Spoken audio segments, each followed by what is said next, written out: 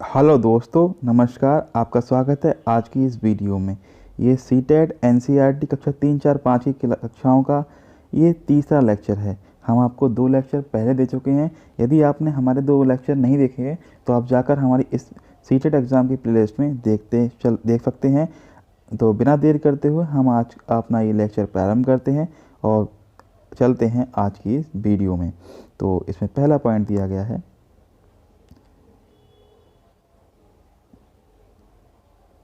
कि गांधी अहमदाबाद और वलसाड गुजरात में है। गांधीधाम कहाँ है? ये अहमदाबाद में है। और वलसाड गुजरात में है। अहमदाबाद गर्म स्थल है।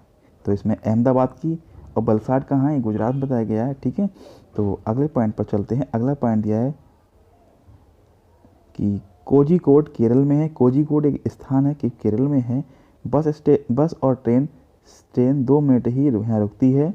ठीक है, कितनी रुकती है? 2 मिनट ही रुकती है। यहाँ बटाटा वड़ा, पूड़ी सब्जी, ठंडा दूध, केला, चीकू मिलता है। तो ये केरल में जो कोझिकोडी स्थान है, ये वहाँ की विशेषता है।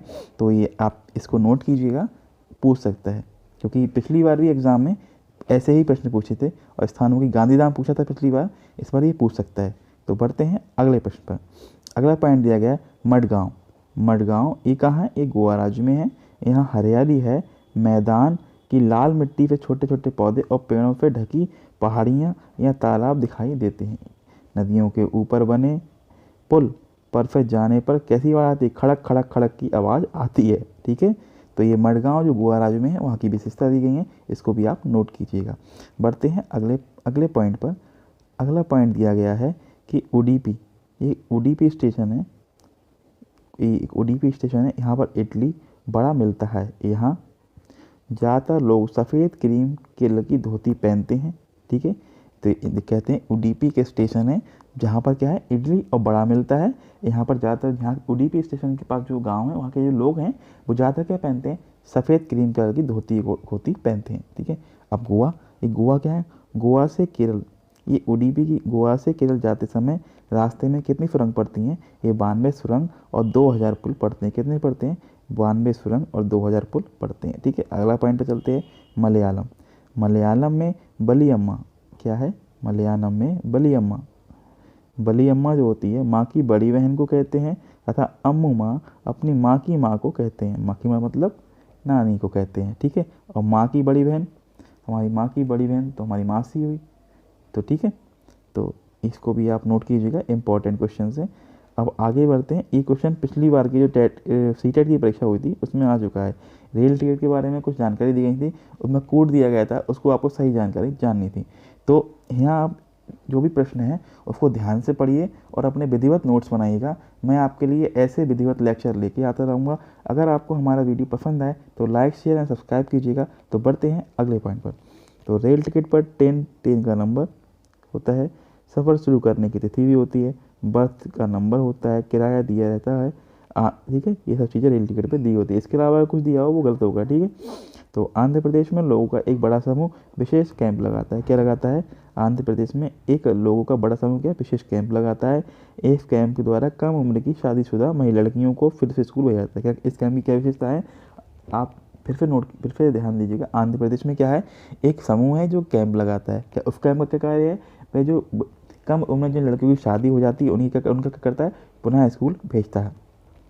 अब इसी से रिलेटेड एक पॉइंट और है, बाल विवाह कानून, जो यह बताता है कि लड़कियों की शादी की आयु कम से कम 18 वर्ष और लड़कों की, लड़की की तो यहाँ लड़का होगा। ठीक है, ये लड़का होगा, लड़कों की शादी की आयु 21 वर्ष है। ठीक है, तो आगे चलते हैं। मोस्ट इम्पॉर्टेंट पॉइंट है, इसको नोट कीजिएगा, ये हर कभी ना कभी आता है। तो कर्णम मल्लेश्वरी एक क्या है? वेट लिफ्टर है, वजन उठाती हैं।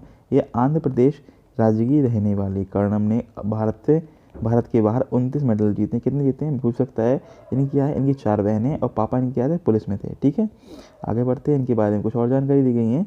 ये जब ये 12 साल की थी तब से वजन उठा रही हैं। प्रश्न पूछ सकता है, कूट बना सकता है, इसको नोट कीजिएगा। यह एक बार में कितना वजन उठाती हैं? यह एक बार में 130 किलोग्राम वजन उठा लेती हैं। इसको नोट कीजिएगा, इंपॉर्टेंट क्वेश्चन है, कर्णम मल्लेश्वरी आ सकता है एग्जाम में। तो अगले पॉइंट पर बढ़ते हैं। अगला पॉइंट दिया गया है कि कबड्डी में कितने खिलाड़ी होते हैं? कबड्डी में 7 और खो खो में 9 खिलाड़ी होते हैं। एक खिलाड़ी पे क्वेश्चन आता है, इसको भी नोट कीजिएगा। आगे बढ़ते हैं। उत्तराखंड उत्तराखंड के उत्तराखंड में पहाड़ों के बीच एक ऐसी जगह है जहाँ फूल ही फूल हैं, ठीक है। ये क्या कहते हैं, इसे फूलों की घाटी कहते हैं। यहाँ बहुत सारे फूल सालों में कुछ ही हफ्ते के लिए खिलते हैं। झाड़ियों में लगे लाल फूल पत्थरों के बीच सफ़ेद फूल, पीले फूल, मैदान में घास के बीच छोटे छोटे तारे जैसे नीले फूल दिखाई देते हैं। बड़ी सुंदर विशेषता है यहाँ उत्तराखंड के फूलों की घाटी, ठीक है। वहाँ की अब मोस्ट इम्पॉर्टेंट प्रश्न है ये, इसको नोट कीजिएगा। 2021, ठीक है, किसी न किसी तारीख में जरूर आएगा ये। मधुबनी चित्रकला, यह बहुत पुरानी चित्रकला है। क्या है ये? बहुत पुरानी चित्रकला है। ये बिहार राज्य के मधुबनी जिले से संबंध है। किस संबंध है?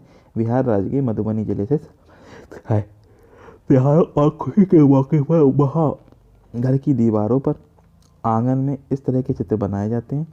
यह चित्र पिसे हुए चावल के घोल में रंग मिलाकर बनाए जाते हैं। तो मधुबनी पेंटिंग की क्या विशेषता है? एक चावल पिसे हुए चावल से बनाई जाती है, उनमें रंग मिलाकर, ठीक है।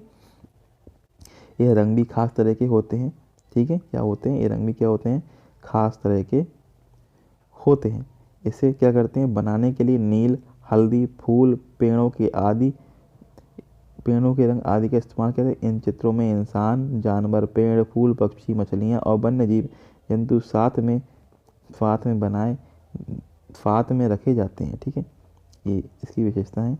आगे बढ़ते हैं। अगला पॉइंट है, उत्तर प्रदेश में कचनार के फूल की सब्जी क्या होती है? उत्तर प्रदेश में कचनार के फूल की सब्जी, और केरल में केले के फूल की सब्जी, महाराष्ट्र में सहजन के फूलों की सब्जी के पकौड़े बनाए जाते हैं, ठीक है।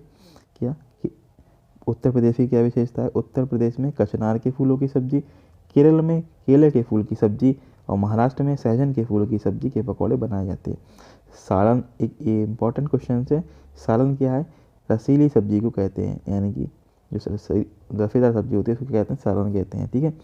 अब यहाँ एक और विशेषता देख, उत्तर प्रदेश के कन्नौज जिले इत्र के लिए मशहूर है। किसके लिए मशहूर है? इत्र के लिए मशहूर है।